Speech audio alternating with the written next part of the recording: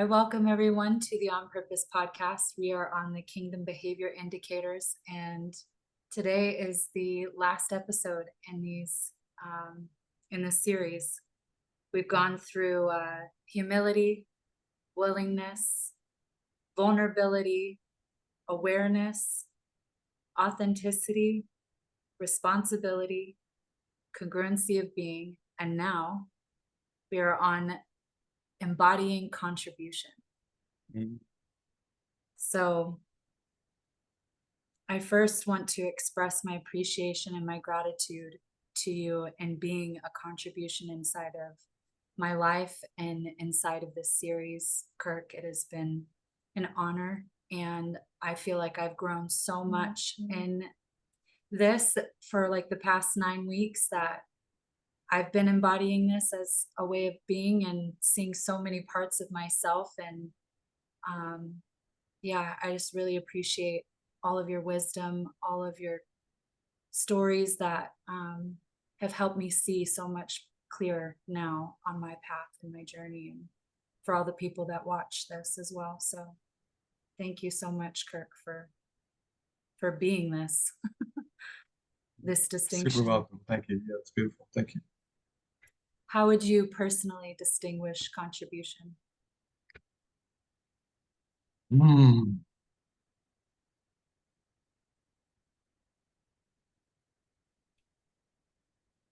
Um, it it's an overflow of abundance.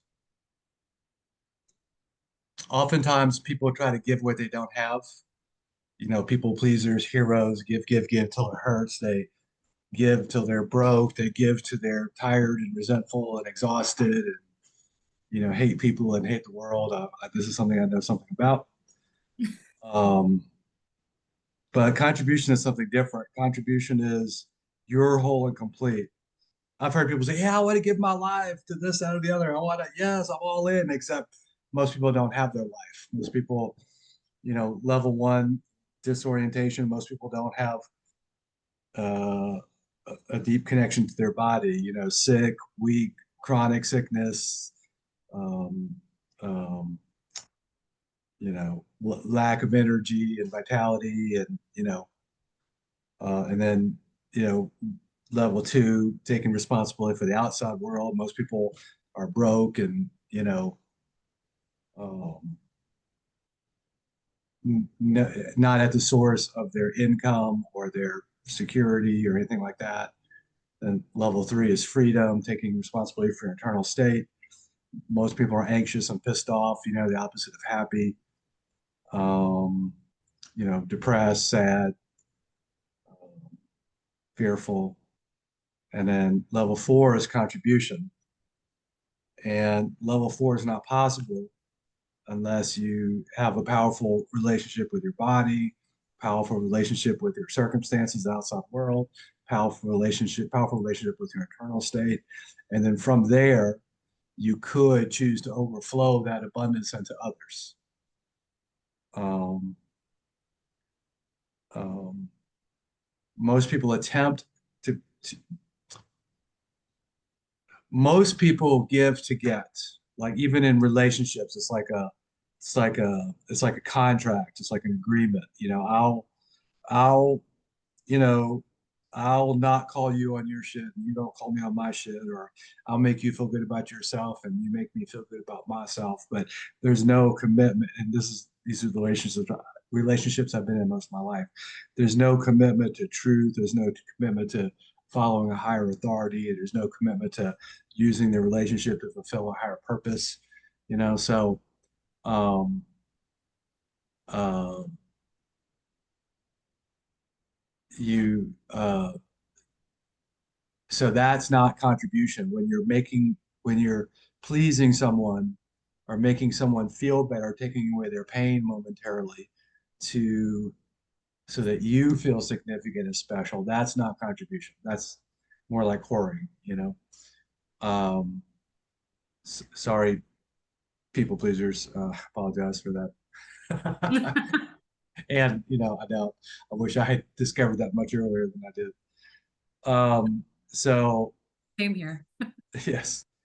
So contribution is an adult meaning, adults are able to care for others. Children need to be cared for.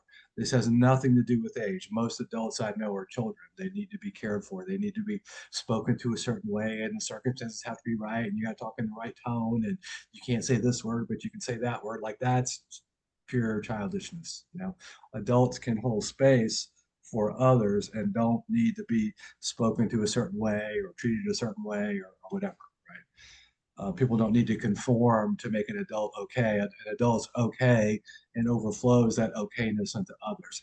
A child's not okay unless everything's just right. So, being a contribution is being an adult, right? You're healthy enough and strong enough and healed enough, and you've done the introspective work and told the truth to yourself and let down the lies that we all grew up in, and is ready to overflow that wisdom and abundance into others. It's not a manipulation.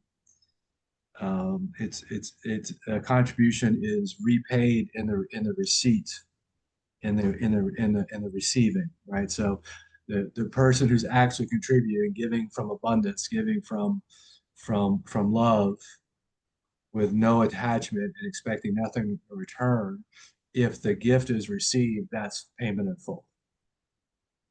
Um, so um, I think it was around 2016, might have been 15, somewhere up in there. My life took a nosedive, and I was no longer wanted in the relationship that I was in. I thought that was a lifetime thing for me. And with that, we had our careers together. And um, so, we lived in the home of my dreams in the city of my dreams in New Orleans, within walking distance of the Frenchman Street area, where is the music area for the local musicians. And every Monday night was the New Orleans Super Jam, and I'd walk to the Super Jam, and some of my favorite musicians were playing, and I got to play with them, and it was like a music thing for musicians. So I'm just painting the picture of like being where I wanted to be, and I was in walking distance of some of the best pool boy shops in New Orleans, and it was just like, you have to carry me off in a coffin to get me to leave this place, or the other thing happened. So anyway, my point is, uh, you know, no longer in the relationship I thought I was going to be in forever, no longer in the home I thought I was going to, be in forever, no longer in the city, in the neighborhood, no longer a source of income. Plenty of debt though, so I was able to hang on to something. And I was in a low spot, you know, and the friends that I absolutely 100% knew I could count on all just sort of disappeared like cockroaches when they're turning on a light. And so I was like alone, terrified, scared, no resources, no plan, heading towards being homeless. Um, and I was scared. And I don't scare easily, and I can come up with a plan with just about nothing. I had no plan and plenty of fear. And I could feel myself slipping back into the darkness, like before my awakening or my transformation, my first big transformational weekend. Like I could feel myself going back into being manipulative, lying, cheater, thief, people pleaser, user. Like it was all coming back from like fear and perceived necessity, that kind of stuff. And so I could feel myself slipping back into the darkness. And something just came over me, and I made a declaration. I guess looking back on it, it was a covenant, but I didn't have that language at the time. But I made this declaration that I'm going to be the most powerful contribution, the biggest, baddest contribution I've ever seen in the face of my circumstances. So I made my circumstances worse. I was no longer just surviving. I was now, promising and making a covenant that I was going to be a massive contribution in this circumstance. And I noticed that I said, like, it's like something said to me or I said it, I'm not really sure. but and it will be my ability to contribute that will be my salvation. And so 2 or 3 years later, and there's 50 stories in there that we're not even going to touch on, but uh, and then 2 or 3 years later, I'm just kind of barely digging my way out, and I'm leading these um, little transformational workshops in Austin, and that's where I meet John. He's some dude. I had no idea who he was. He was introduced to me as some guy from Kentucky. He's not from Kentucky. And uh, so my point is, he wasn't introduced to me as like somebody I should pay attention to. And he started leading, and he was just like really different than everyone else. I had a reputation for being impossible to please. I think I still have that reputation. I've softened up a little bit, I think. But anyway, he really got my attention. And so as I joined forces with him, it was my ability to contribute that really put the nail in the coffin of my circumstances, and uh, you know flourished in like this whole next awakening in my life, since I've been with Earthwaking and working with John. So yeah, contribution is it's a gift, it's generosity, it's there's nothing required in return, just the reception of contribution as payment in full. It's an overflowing of wisdom, generosity, love, faith, kindness, and it's not a strategic move. It's literally an act of generosity, an act of love, and um, um, it's a overflowing from your abundance and from your wholeness and completeness. So contribution really doesn't work if you're still all wrapped up in your own drama and trauma and pain and anxiety. And because, when people are in pain, hurt people, and misery loves company, and both of those things are true. And so it's not something you force on top of a dysfunctional, incomplete life. It's a privilege that becomes available. It's a blessing and a privilege that becomes available as you wake up and grow up and you know step into your adultness, like adult as a possibility, adult like you're whole and complete. You don't need anything from anybody. You're not here to take, you're here to give. You're not here to be the problem, you're here to be the solution. um yeah, so I'll pause there. Thank you for that. You were you were speaking about not doing things from the people pleaser, and So, how did you how did you begin this journey and notice when you were striving versus being the contribution?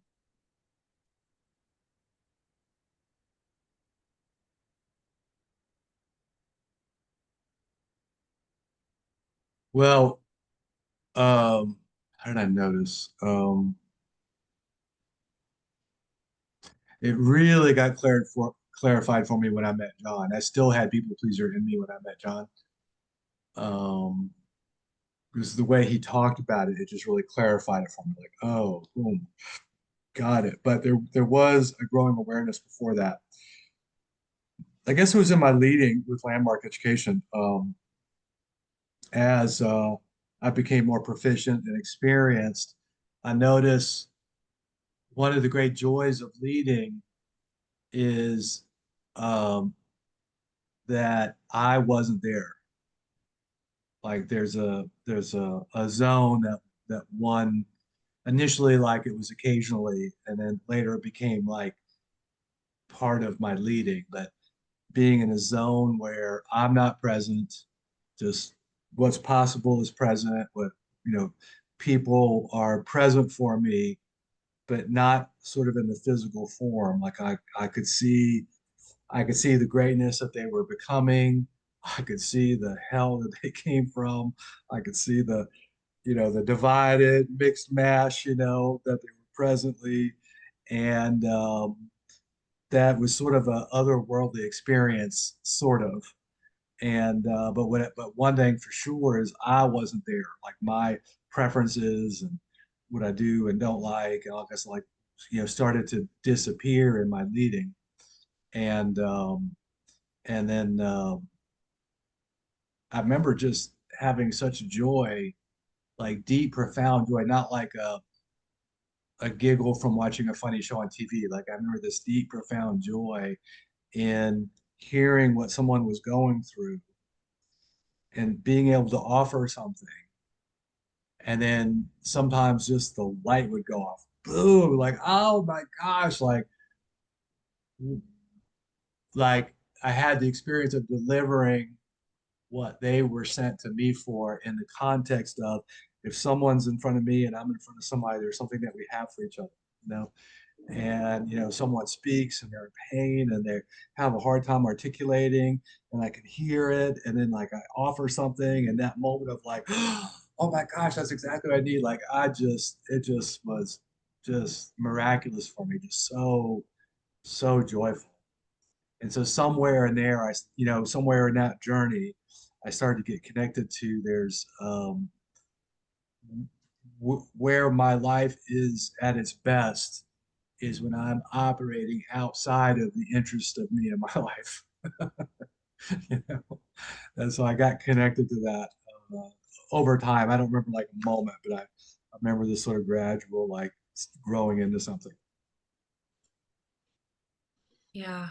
So you also spoke like to the previous of where you had resentment and burnout, Yeah, exhaustion from being this way. How yeah. did you, and then you also described from true contribution, you're not doing that, but how did you move through that? Like, like a like a brick sinking in the ocean. I fell through that awareness through the floor of hell. Let me see. The this beautiful space of contribution I'm talking about in the earlier days was mostly when I was actually leading, right? And then, I sort of have to be back in the world, let's say, and I still had people pleaser in me, and I had an attachment to leading. Like the downside was I loved it so much I didn't want to give it up, and there were various aspects of the organization that did not work for me. It was very painful, and so somewhere in between being a people pleaser, wanting to be someone who gives and be popular and liked and appreciated, somewhere between that and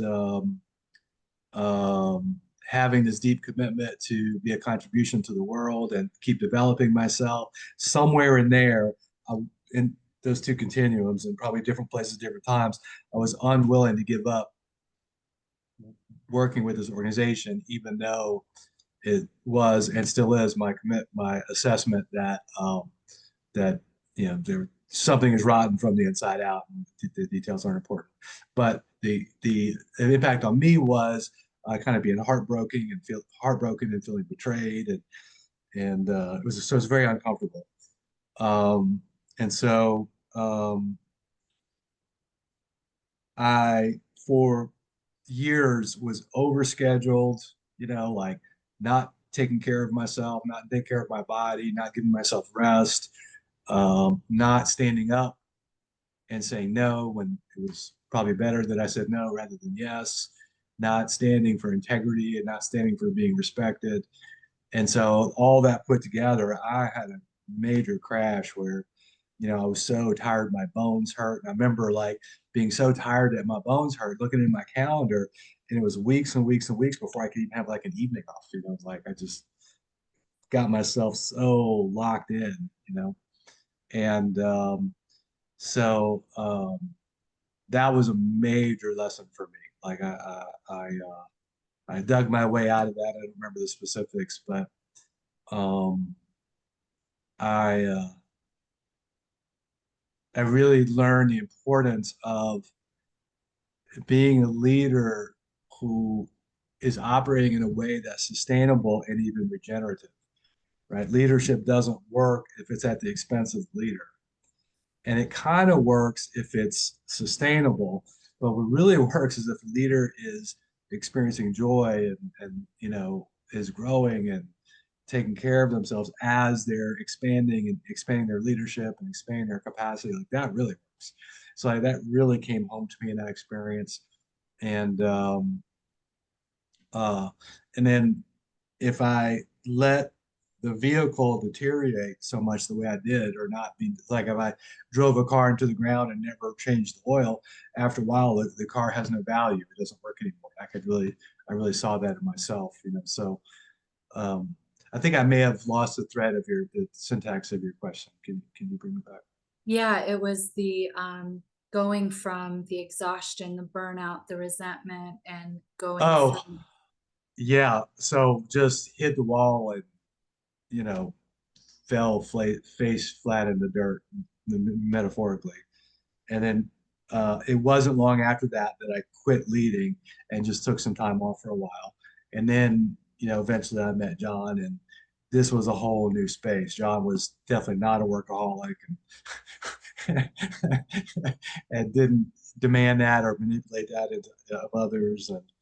And so it really was the crash, the the time to rest that happens after a crash, um, and um, and then eventually, you are the sum of the five people you hang around with most. And my life took a dramatic uptick when John was one of the five people I hung around the most, and that was like a journey to a whole different level of contribution and taking care of myself. And also, when I got together with John, I was responsible for architecting the culture of this movement that didn't exist yet, or it did, but you know, there wasn't much evidence at first. And so all these lessons really started to, it was no longer a personal interest. It was became like, oh, now have this, you know, self-proclaimed responsibility for getting this mission off in a direction that keeps the what works and the beauty of what I experienced in the past, but absolutely leaves behind what didn't work and what was not gracious or beautiful from the past. So, I'm really present to the awareness of the distinction failure that we just learned in the visionary leadership program, and the blessing that failure is, because it's a redirection, and we get to carry those for other people to, so they don't have to do it, and yes. uh so can you actually bring that distinction in so people can see the relationship of being a contribution? You're going to, like, it's going to happen, you're going to fail many times, but to change our relationship to that, and Yeah. Yeah. Well, I love the way John talks about it. He often says, best way to learn is through failure. The caveat, it doesn't have to be your failure. So failure is a true path to wisdom because only in failure do you find out what actually doesn't work. I've noticed that pretty much everyone I've ever met has an opinion about just about everything, and some opinions are not as valuable as others. Some opinions are just based on whatever's floating through someone's head at the moment, and some opinions are based on deep wisdom and deep experience and inquiry and the kind of knowledge that comes from having tried something for many years and succeeded and failed and succeeded. So failure is part of the acquisition of wisdom. Wisdom is separate from knowledge. Knowledge is just a bunch of facts, but wisdom is actually connected to what actually works and doesn't work, what actually takes me to what I'm committed to. You could know a lot about cars, but the make and the model and the colors and all that kind of stuff. But that's very different than being able to fix a car if it breaks. So wisdom is the person who can fix the car. Knowledge is the person that can tell you all about the color that car came in 1953, which is awesome, but it doesn't really, doesn't take me to California. You know? So, um, can you bring back to the question again? I keep getting lost on my Yeah. story. It's the awareness of failure and changing our Oh, relationship to failure. Yeah, yeah. Thank you. So, speaking of which, I did that on purpose. You folks out there at podcast land. So failure. So access to wisdom, taking on something really big and succeeding the first time out is not really so much a thing. Like things that are worthwhile, things that are big, things that are nuanced, take years of practice, many failures, and step-by-step growth, and that kind of stuff. So most people's relationship to failure is one of shame and guilt and embarrassment. But but what that robs people of is the ability to grow, to especially to grow into something big or accomplish something really big. Um, Anything that's worthwhile probably is going to include a bunch of failure. Um, and one of the things that we say that I think is really incredibly powerful is clunky is the new perfect. And clunky is the new perfect because if you can allow yourself to be clunky and even embrace it, then all of a sudden, pretty much anything is possible. Like I remember the first time I learned how to ride a bike, it seemed impossible at first. I was, a menace to society. I was, wobbling all over the place, into traffic, into the bushes, running down little old ladies, with baby carriages. And, it was clunky, falling over. And then I got balance and then I was free. And then I spent, the next several years on that bicycle, just as free as a bird, as happy as I could be. And had I not endured the clunkiness, I would have never had the freedom of balance. And so, failure, a powerful relationship to failure can be your superpower. If you can endure no results for an extended amount of time, if you can endure failure for an extended amount of time, you can accomplish pretty much anything. You can absolutely fail your way to success. I have so many examples in my life where that didn't work, that didn't work, that didn't work, that didn't. But all the way I'm learning and getting bigger, picking up momentum. That didn't work. That worked. Damn, overnight sensation. Well, not really.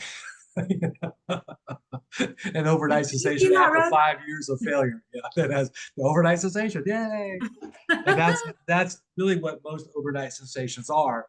People just start paying attention once the flag of success is being waved. But we forget about the childhood and the failures and the grumpy parents and the abusive teachers and the heartaches and the time that they were homeless and this all the stuff where whoever's the overnight sensation is picking up all this wisdom and perspective, living life and experiences and that kind of stuff. And boom, it all comes together. But it wouldn't have all come together without that whole history. I don't think people are very well connected to that, generally speaking. So most people's relationship with failure is, I knew I wasn't going to work anyway, and they're out, robbing themselves of the future of where pretty much anything is possible.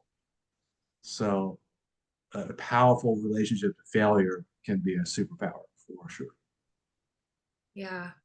I'm hearing the first episode we did, and it's humility.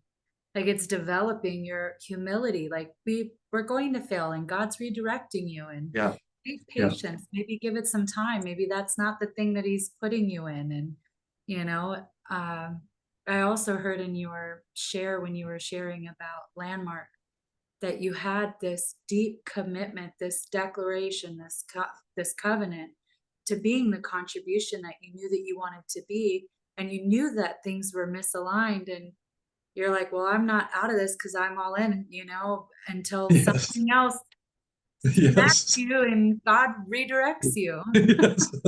Okay, I'm out now. Our stubbornness sometimes get in the way of our like, okay, I failed, and like on to the next Yes. thing. Oh man, if we Being just embraced it. being sane, being insane, and perseverant are kind of almost the same thing. Yeah, Because neck and insanity is, you know, doing the same thing over and over again, expecting results. And perseverance is doing the same thing over and over again and just knowing that it's going to work eventually. I just And so but it's oftentimes it's also very subtle lie, but we're crazy and, committed. man. Oh, that's so good though. So bringing in because like you also said that you can't be a contribution until you embody certain values, certain principles, certain behaviors before you're able to do this. Yeah. And so can you distinguish principles and values and how someone can focus on them? Uh, yeah, what we're mostly taught in academia, school and the world is standards, you got to be like this. You can't be like that. This is the way to be. That's not the way to be. So that's a standard. And the hallmarks of a standard are it's always in the future. One day I'm going to be perfect. One day I'm going to be happy all the time. One day I'm going to be rich, right? So it's always in the future. Because even rich people, even if you make a lot of money, there's always like, uh, there's a well-known phenomenon of like moving goalposts. I'm going to make $1 million and somebody actually does. And then first thing I want to do is next thing I want to do is make 10 million. And the next thing so even like that is illusionary. So a standard is something that's always in the future and impossible to obtain. Like if you take the perfectionist is never actually going to be perfect. And there's this experience that they think they're going to have once they're perfect. It's always tomorrow. It's always in the future. It's never right now. So standard is something that's impossible to obtain and always in the future. A value, however, is something that you place great value in, and it's a way of being, and it's in the moment, it's present, like being a contribution or being loving and generous, right? I don't need a, I don't need a degree. I don't need I don't need a certification. I don't need a brand new house. I don't need the right spouse to be loving and generous. I can simply choose to be loving and generous. And it's right here in this moment. And if it's my value, I'm choosing something that is of great value to me, like it's valuable to me to be loving and generous. And so, yeah, so that's how I distinguish that. Yeah, oh man, that's so good because of all of this series is all about these values, these ways of being that can be Hmm. present inside of our Hmm. life to develop ourselves as a contribution. And then you also mentioned earlier about that you weren't having the boundary for like you were overstepping Yeah, that and not bringing it in for yourself. So how do you balance your value and your boundaries? yeah. Um, well, one of my values is self-care. I'm really aware that in order for me to function at a high level, which I'm definitely committed to, certain things need to be in place. What I eat, and how I sleep, and how I conduct myself, and how I conduct my relationships, and how I conduct my integrity, and exercise. And I'm not saying I'm uh, doing a lot of any of that. But what I am saying is I am monitoring and observing my performance, my ability to be present, my ability to lead, my ability to offer wisdom, the wisdom that's actually going to make the difference, the leadership around me, the like am always observing all that stuff around me And for me to play my part, I have to be a certain amount of functional. And I'm watching that. And so yeah, it's it's and that's opposite of how I grew up. Like how I grew up is I was worthless, worth nothing. My how I was doing wasn't important. Like if I was well or not well wasn't important. If I was happy or not happy wasn't important. If I was angry or afraid or whatever, that just like none of that was ever important. And so this receiving and self-care um, was at one time a radical notion and very uncomfortable to even talk about. Um, and so, yeah, that's what's coming up for me Mhm.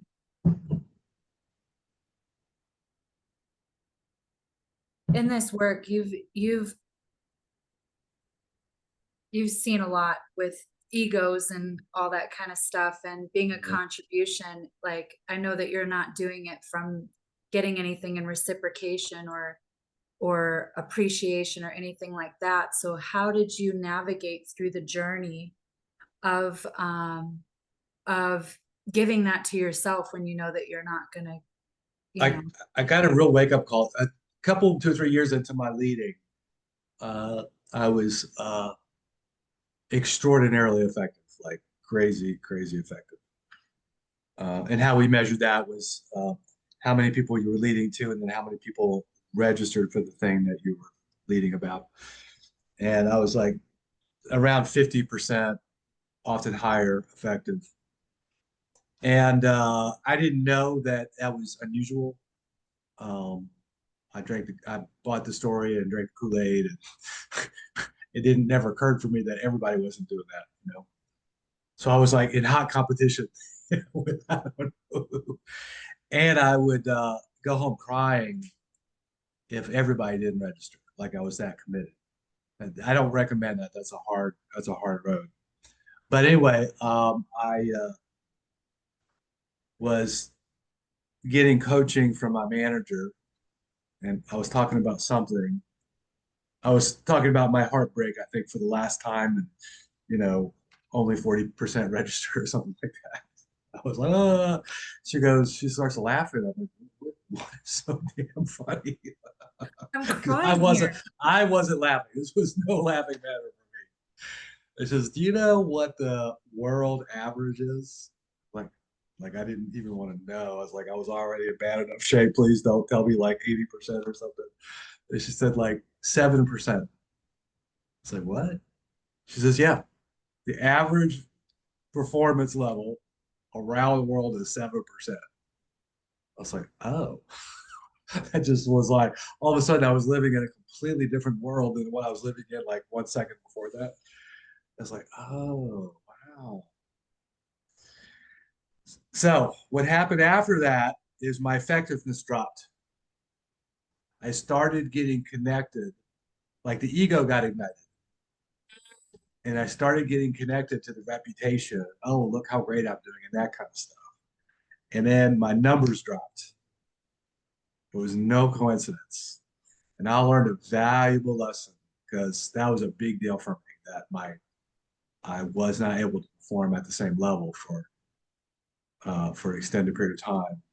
And what I learned from that is it's really critical to leave your ego outside the door.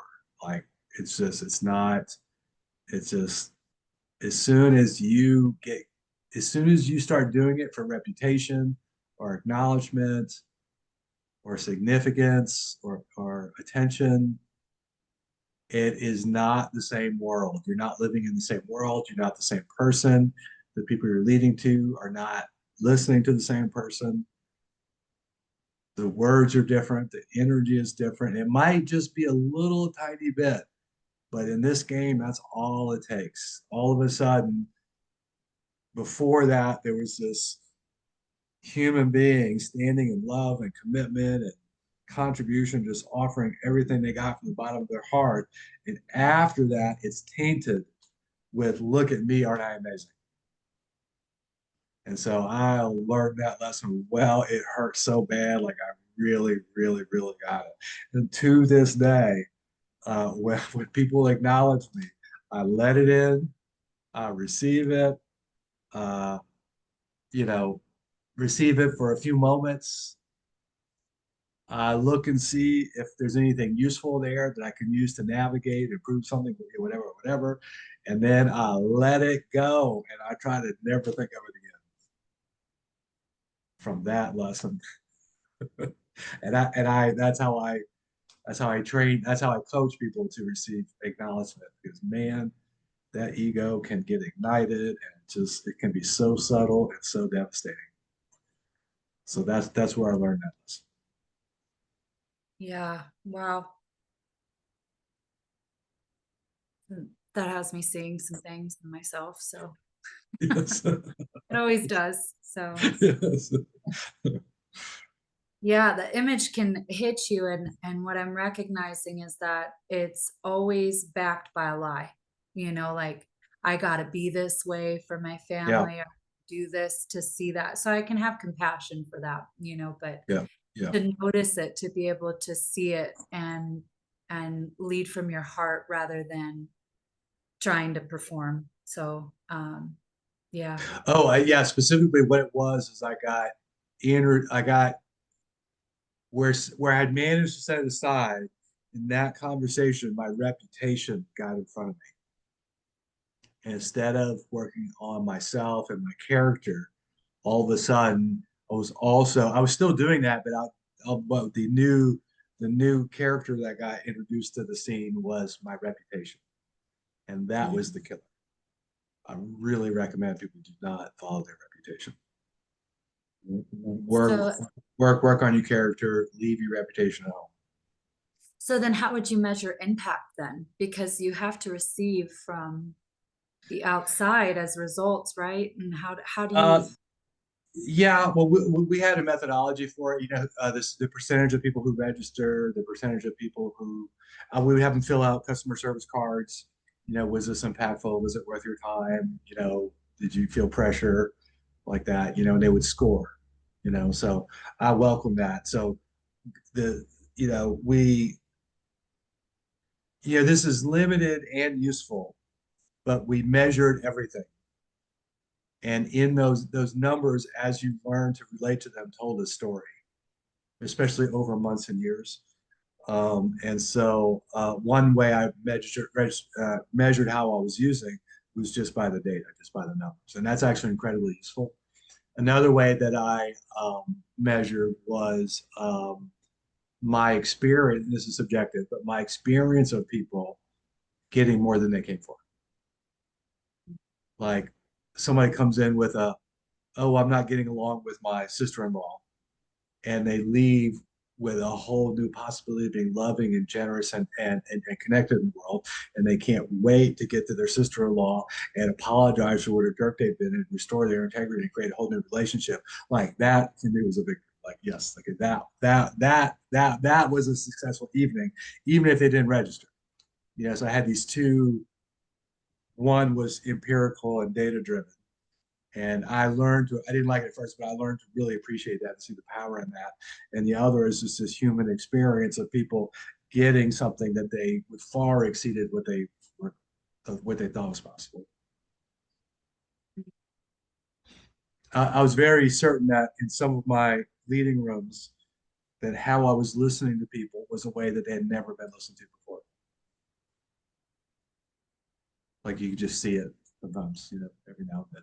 People coming in from all sorts of difficult lives and that kind of stuff, and you really like paying attention and asking questions and digging into their experience. And you know oftentimes the experience with it, man, they've never experienced anything like this before, because I never did in my family. That's for sure. Nobody cared what I thought about.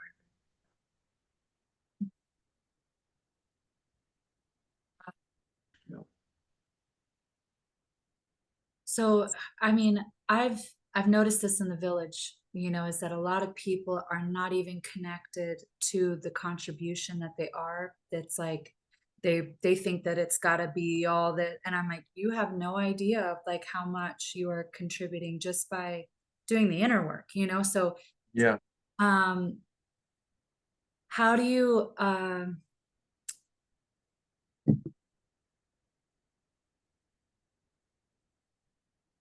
how do you I guess how do you measure the impact now with that? Um, by the strength of the leaders in the community. Leaders don't develop followers, they develop leaders.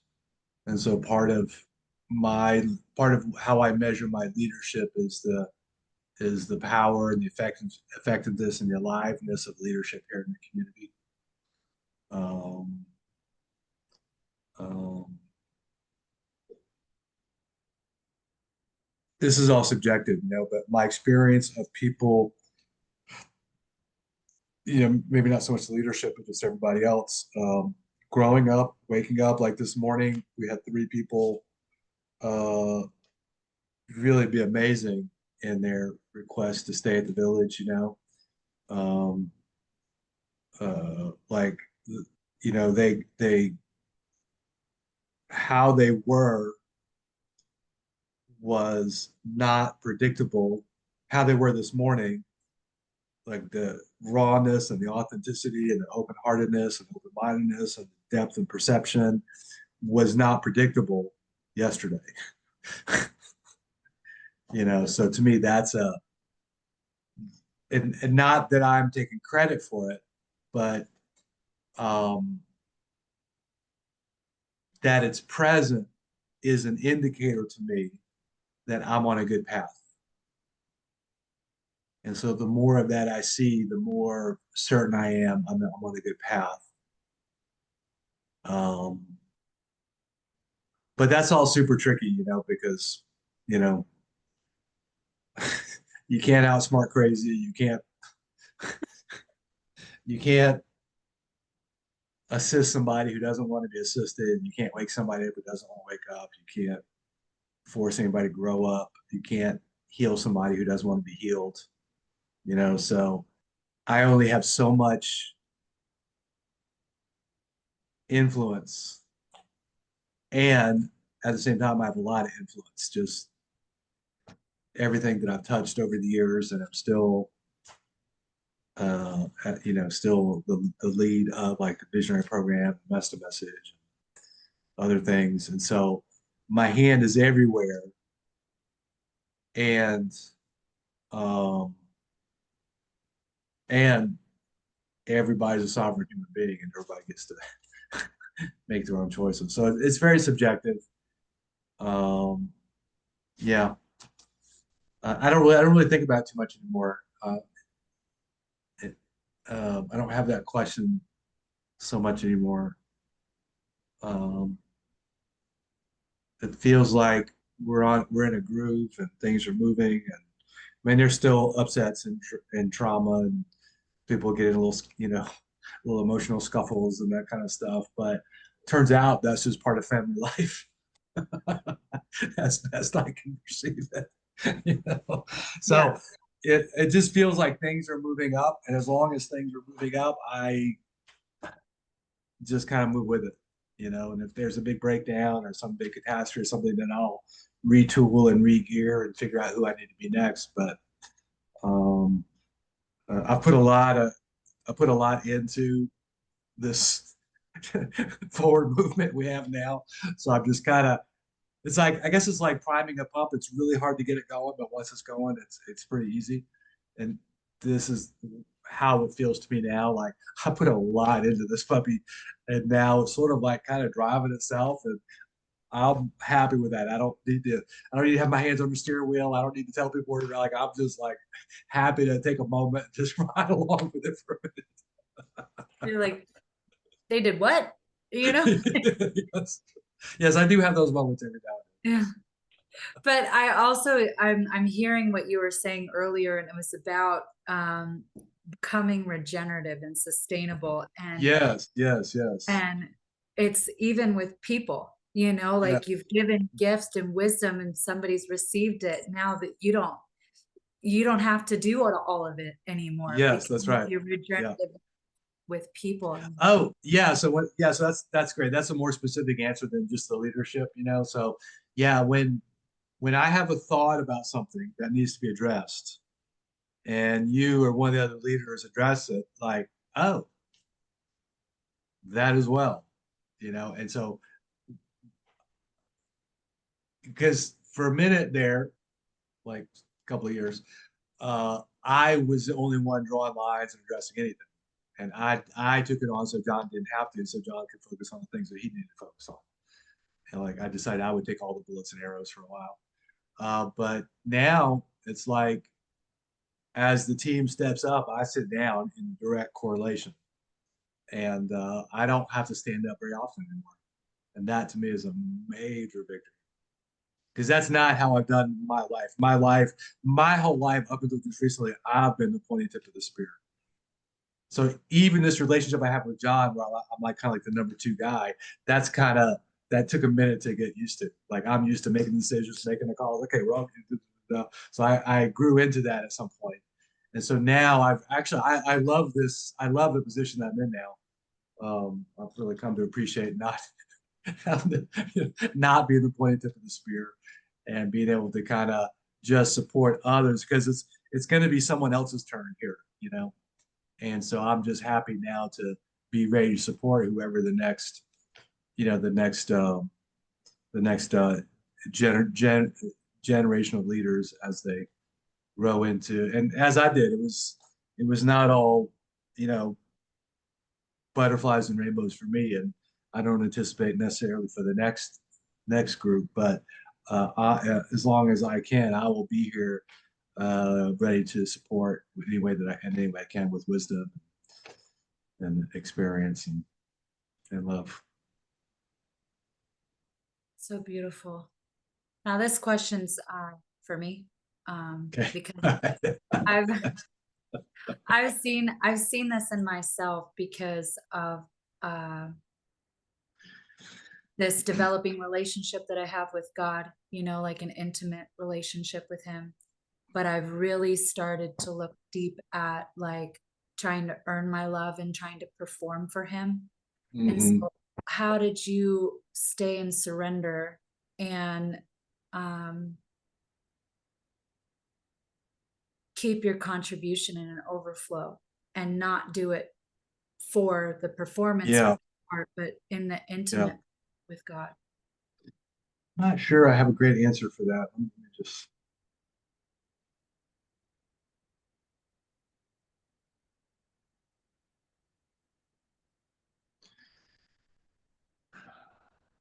it's been a gradual thing.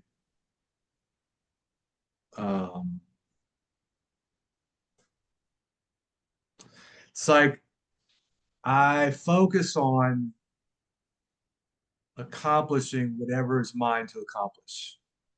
Like if we take the visionary program for example, right? I just have my attention always on making it as extraordinary as possible. And then there's this period, like period. That's it. Not for anything, not for anybody. I just well for the people who are in front of me and waiting to hear people in front of me who are here for something. And for those people who show up for something, you know what the promise of the visionary program is you'll find your voice from the inside out and you'll be supported in sharing that voice. Now we deliver somewhere between 10 and 100 times that, but just keeping it simple, I want to make sure I deliver to the very best of my ability, and my ability is always increasing as because anything else would lack integrity Yeah. in my view. So I don't I guess maybe it's, yeah, I don't want to speculate. I don't really have a clear answer, but other than where I keep my attention is delivering the promises that I've made at an ever higher level, assuming that if I am truly a leader, I'm always growing, I'm always expanding, my capacities are always expanding. I'm either expanding or shrinking. And so I choose expanding, even if it's like resting.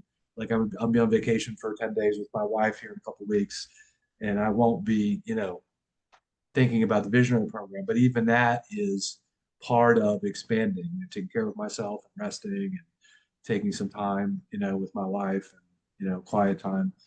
And so, I just, yeah, it's just, when I first met John, I made a commitment to myself and I assumed to him, but even if it was unspoken, it was clear that I was going to give my very best to have him succeed at this crazy vision he had. Like, oh my gosh, like back in the day, there was no evidence for anything he would say, but I felt that dude. Like, you know what? Yeah, this is totally crazy. And, I don't know why I'm feeling this way, but I'm gonna hook my wagon up to your wagon, or I'm gonna sign up my one man army with your vision, and I'm gonna see it done. I'm gonna like I gave my word to seeing it. Yeah, yeah, like yes. And so, but it was just I don't know, just for me, the joy is in the creation, and yeah, period. Yeah. So I'm not exactly sure how I got there. So that's the part I'm not really able to answer right I appreciate that. now. It did assist me in looking at like where I'm in peace, love, and joy with him. Like, and Yeah. if that's not there, then what are you There you doing? go. You know? Like, yeah, there was this part, I feel like there was this part inside of me that was still, because I'm looking at the depths and the darkness that I did do in my past, and taking a good look at it and giving it to him. But there was still this part on myself that was like, oh, I want to be the best for you, Lord. I want to do what's right. I want to be obedient to your thing, but still having this thing like Yeah. like I almost didn't deserve his love, instead of being with him in it, and receiving it. So Yeah. thank you for that awareness. I'll just Uh, this is something that just came through is especially once I started working with John, I had the experience that I was doing enough. Like I was doing mm, my part. Like I've just really had that experience. And so I wasn't grinding to do more or prove anything. I mean, I was pretty upset when the first visionary program was terrible, but but I worked through that, and we're where we are. But I just in supporting John and supporting this mission, and really feeling the depth and the beauty of it. I felt like I was doing my part, and so all that was for me to do is just do it to the best of my ability. You know, you and then this I feel like it's community wide and for anybody who's watching, but what did you do when like, because I know that people go through this, is like they're feeling unseen, they're feeling unheard, they're feeling that unworthy part inside of themselves, and um like their contribution isn't enough. How did you return to the truth?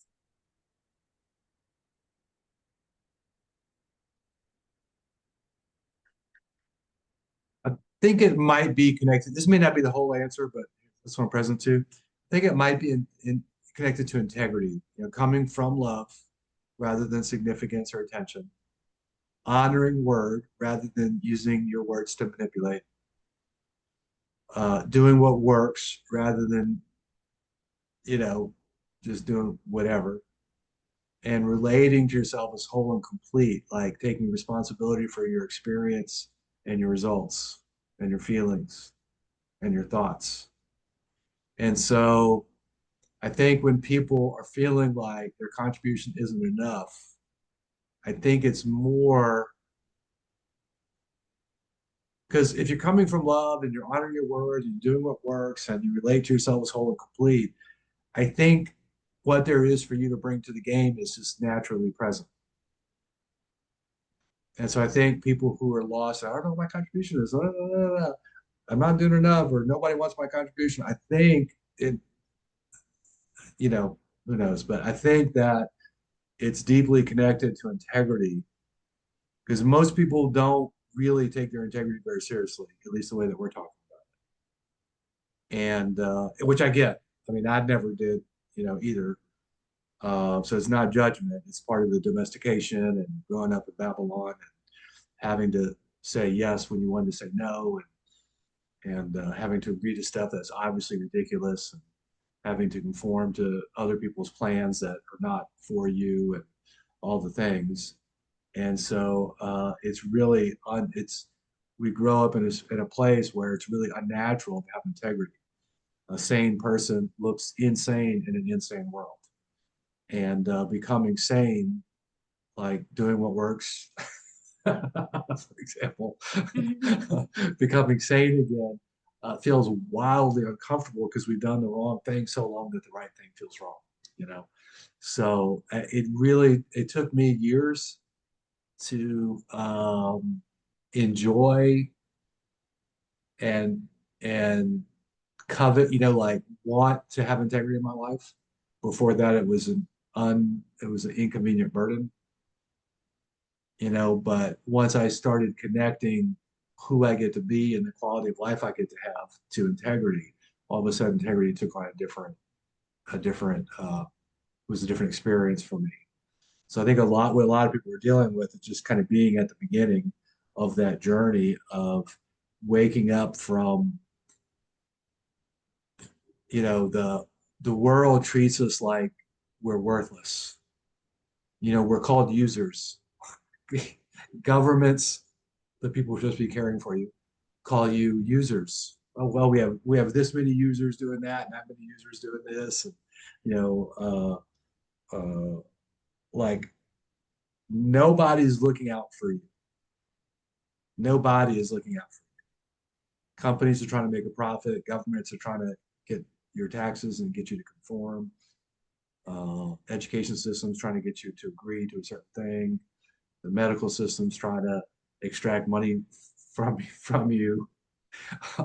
It's everything's not as presented. Everything's upside down and backwards. And coming out of that world is difficult.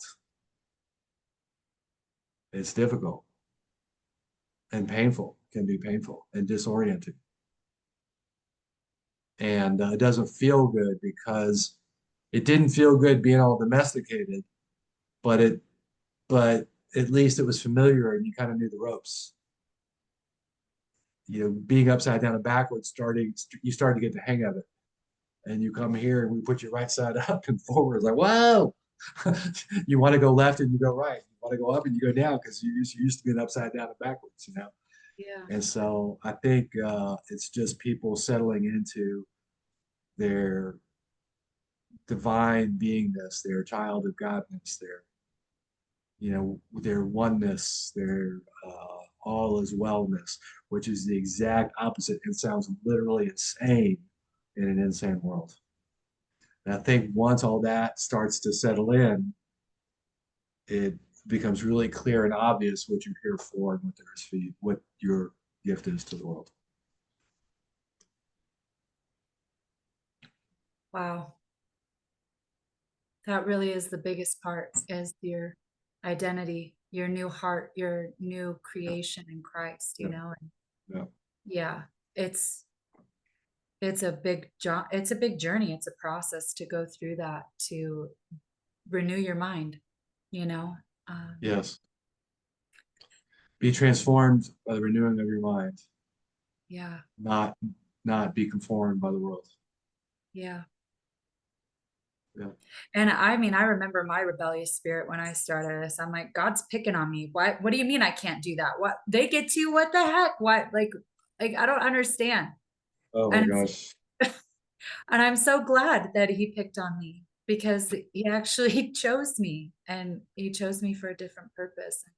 Now with these eyes to see, I'm like, wow, Yeah. thank God I didn't go farther that realm, you know? So, Yes. woo, thank Thank you God so much. I didn't get everything I wanted so Oh man, you don't want that. He's saying stop. badly. Oh man.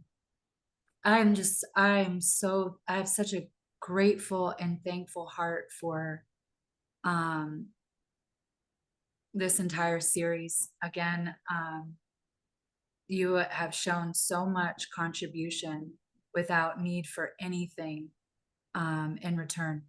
Like, it is the most beautiful thing to witness so many people here flourishing from that overflow. Um, I get to see what being a true contribution really is. And it's a way of being, it's an embodied character, it is living from values, it's changing our behaviors to match what is really truly designed for us, you know? And so, oh man, I said this the last episode, but just wait till you are able to be the person that you most needed in the world. And that is the biggest contribution you can ever be. And I just thank everyone for watching this. Make sure that you watch all the other videos, all the behaviors, all the values that you can be, and it only happens in an instant. It's not something in the future. It's right here, right now, when you choose and when you decide and you declare it for your life. And don't ever look back. Don't let your failures get in the way. Just redirect course and stay on the path. And there's some support links for you down in the description box, as well as some funky songs from Kirk, transformational Come on. Kirk for What the Funk. And yeah, let us know how we can support you on this journey. And I thank you for watching and being a part of our lives. Thank you, Kirk. Yeah.